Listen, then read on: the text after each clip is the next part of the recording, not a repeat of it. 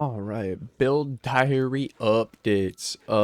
So let's start it off straight up with the helm. So I stopped using the ancient skull because of the whispers thing. So I was trying the whispers. Gotta give the feedback. So what happened is I was doing T16 blight and I got more minion crit. So imagine I took the extra crit here. I had some extra attack speed. So they were almost always hearing the whispers. And so what happened is, imagine you're doing the blight, you're at the pump. This is the pump, and you're looking at the screen, and some guy asks you about the build, and you start talking about it, and then two bosses come in, and they start coming towards the pump, and he gets about here, so he's like a foot away from the pump, and he just kills me. He just straight up kills me. And another boss is right there, and then they both touch the pump and finish me off. And I'm like, what the hell? Where were my minions? Where were they? Why didn't they kill these two? So it turns out they all went crazy hearing the whispers from the ancient skull, and then they were off screen like all around, but they weren't in the middle defending the pump. And it makes sense when I play. You get to attack the middle and center all your minions here.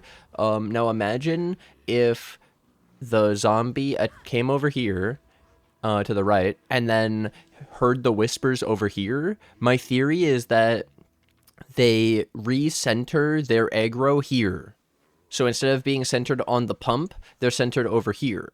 And they will keep like going crazy, not listening, just going aggro on anything that gets near it over here, and won't come back to the pump as long as it hears the whispers, which is really shit because I actually need the control of them, of like defending the pump and coming back to the pump and not staying out too far. So like it can be useful in some scenarios, but them not following you can actually be a hindrance in a lot of other scenarios as well. It's really funny how not listening to you, yeah, you have no control. Which then, yeah, if you were doing active, like no convocation, no death mark, no aggressive, no control. Your pathing gets messed up, like to get clear. It's kind of weird. So I switch back. So we get the +2, the extra zombie. So we're back to 12 zombies. We get all the life and regen, but obviously this isn't needed. I don't need the reses. My reses are too high, so obviously I should probably recraft this. This is what I had before I got the mage blood, and I just haven't recrafted it. But I actually put it back in, mostly because of the whispers actually bricking me. And then it's like kind of nice to have another helmet slot back in the build and have the +2 back in the build and all the extra survivability. So for example, the AG's back to 132, the zombies at 99. Like it's really nice and healthy. And then yeah, this could actually have more, and we could do a different base, etc. Like now there's a lot of freedom in the build. We could even probably get suppression in the build more like easily now, because this would have really hindered the build. Yeah, and then so the helmet was one thing, but I upgraded to an awaken empower. And so basically awaken empowers were 31.4 divs, and the Awaken and Power level 4 was 34.5. So imagine 3 divs just for the leveled up Awaken and Power.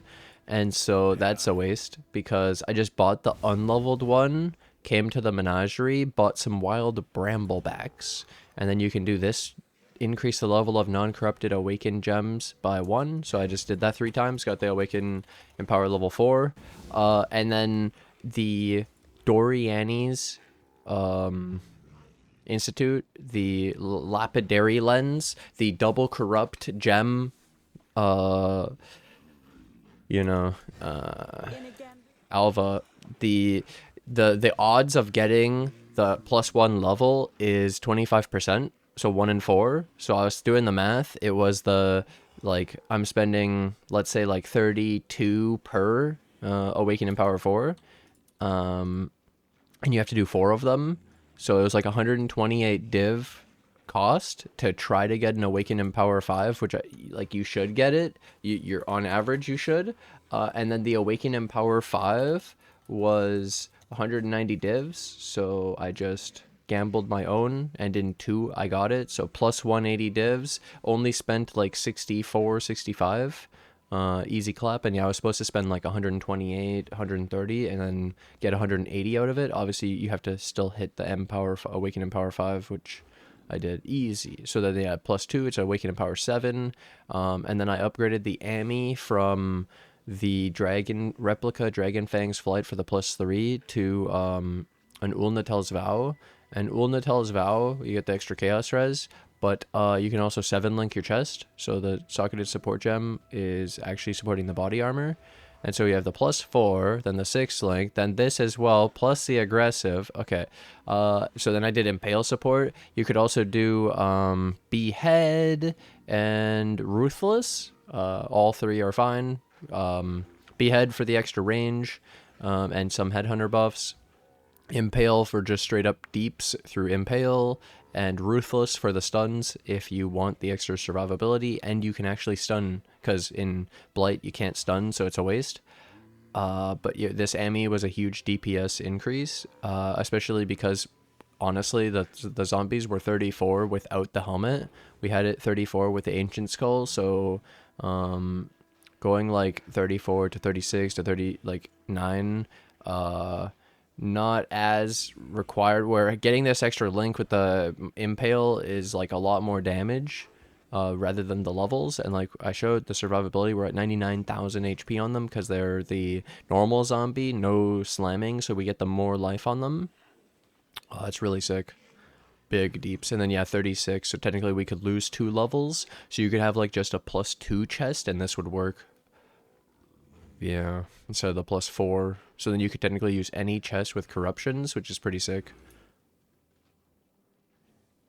And then you could also still use a replica. You could still use ashes.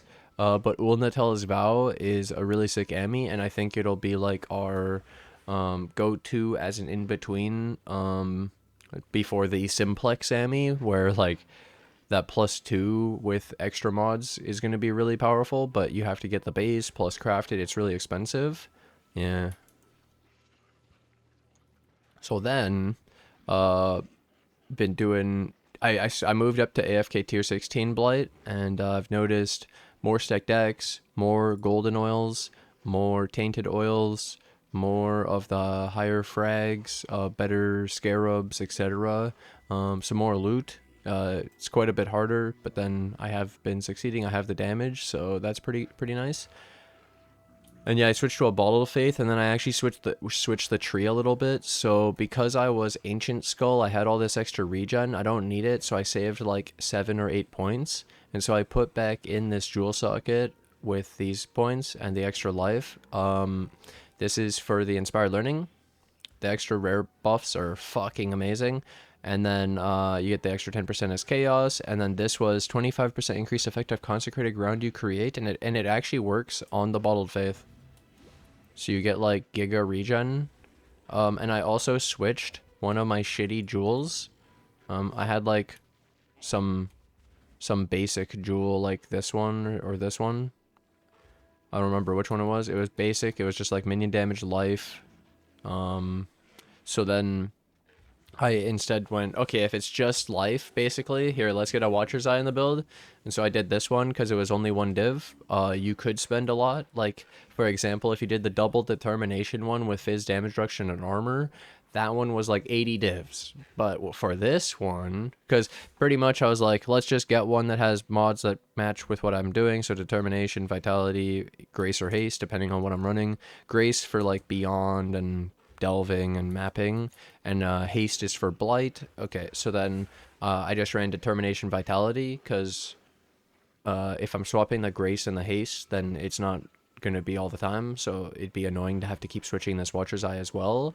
So yeah, I just got the 7% Fizz damage reduction, the life recovery rate, and the life recovery rate is sick. So for example, 1524, it's a lot. It's a lot, because we have a lot of regen in the build from all the flat regen, Stone Golem, Vitality, and then we also have life regen rate, and then this is life recovery rate. So life recovery rate is more like this one, I'm pretty sure. Yeah, increased life recovery rate per minion. So there you go. Huge. So yeah, it's like that mod. It's a more. It's really good. I'm pretty sure this mod used to be higher because it's so strong. Yeah, and when you get such regen, you get such value out of it. And we're almost at 2k again. We'll try for 3k again. But build is going well, and yeah, switch back to this, which really the next step is fixing all the reses, because there's too much res on all this pieces of gear, and I could get a lot more stats that actually do things, like the life regen rate, or even go spell suppression, or go attributes, and then not have to run this Supreme Ostentation, and just have the attributes from the strength and the dex, and then save the jewel, save the points, and get the stats from the attributes, yeah. There's a lot of options here with how I actually do it, but I did switch back, and I probably will stick on this. I won't probably switch back to the Ancient Skull. The Ancient Skull was only because I got off-screened and I was trying to reach them, but instead we'll just tank them and do damage. So, yep. This is kind of a fix, but not really, because it also causes its own problems. Pretty cool, though. Really sick. And then that's the build update. Still running the Demon Harpy, 2 Carnage Chieftain, 1 Nameless Thing, and yeah, build is going strong. I really like the Uul-Netol's Vow. It's really sick. Really like the helmet. And the tree, what I've done to it, and how everything's been fitting. It's really nice. Build is coming along. Hope you guys are having as good of a season as I am. Thank you guys for watching. Thanks for hanging out. And I'll see you guys in the next episode. Bye!